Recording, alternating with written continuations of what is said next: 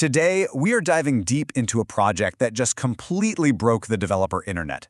It's kind of like a Frankenstein's monster of code, mixing a little bit of horror, a lot of humor, and honestly, a dose of pure genius. It's called TailwindSQL, and it feels like it was designed to break every single rule in the book.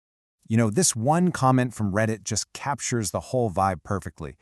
This is a project that is so technically impressive, but at the same time, it's so architecturally terrifying that it just makes you wonder, did anyone stop to ask why?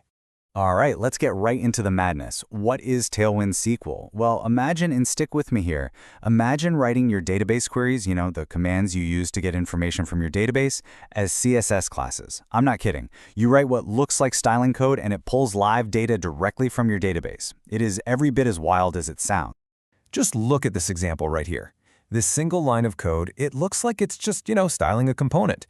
But behind the scenes, that thing is a full-blown database query. It's actually reaching into your database, finding a user, grabbing their name, and then rendering it on the screen, all from what looks like a simple CSS class.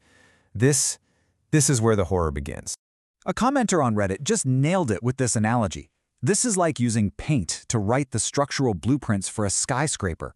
You're mixing two things that should never, ever touch: the deep structural logic of your data and the superficial visual layer of your interface. It just feels fundamentally, beautifully wrong. So, the big question is, how does this abomination actually work without the entire internet just collapsing in on itself? Well, the mechanics are surprisingly clever, even if they are, arguably, being used for evil. As you can see right here, the syntax is disturbingly simple. The class name db-posts-title-limit10 gets translated directly into the SQL query select title from posts limit 10. It's basically a shorthand for SQL, which you have to admit is what makes it so tempting and so wrong. Now the magic ingredient here, the thing that makes this possible without just throwing your database wide open to the world, is that it all happens on the server.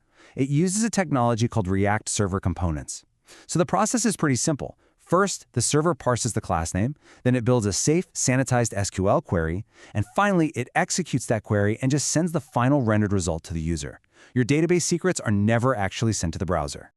So as you can probably imagine, when this project was finally unleashed upon the world, the developer community on places like Reddit and Hacker News just collectively lost its mind. The reactions were swift, they were brutal, and they were absolutely hilarious. Let's kick it off with the most common reaction, a simple two-word summary that you saw just echoing all across the internet. So cursed.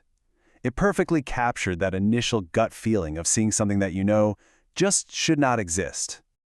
Of course, everyone's minds immediately went to what would happen if, say, a junior developer tried to submit this in a real code review. The dread was just palpable.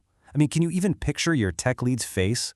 And the reactions just got more and more visceral from there. This one really captures that primal fear that this beautifully wrong idea might actually catch on and, start to spread. And this one, my personal favorite from Hacker News. Just a simple, profound statement that sums up the feeling of watching decades of carefully established software architecture get thrown right out the window. We have strayed far from God.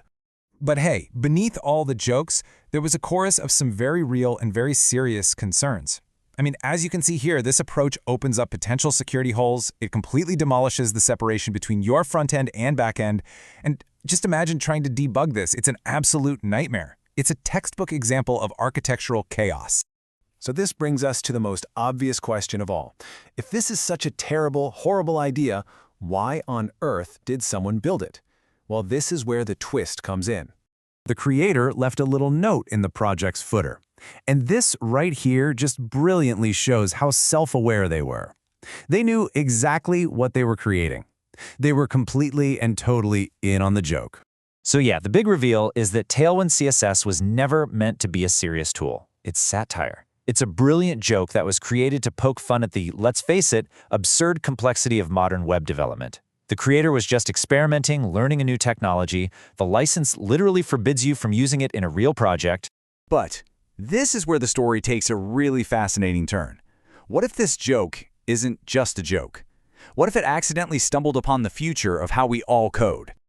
This comment on GitHub completely reframes the entire project.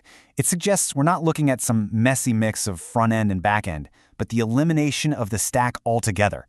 A no-stack future, where the user interface is the query.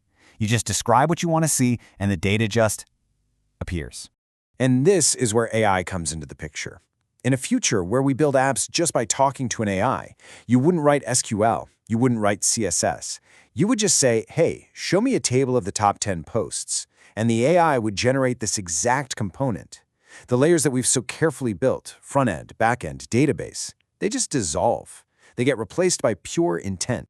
So that's the question I want to leave you with. Is this whole thing just a cursed, hilarious joke? Or is it actually a sneak peek into an AI-driven future for coding? A future where that line between asking for data and displaying it just completely disappears. Something to think about, for sure.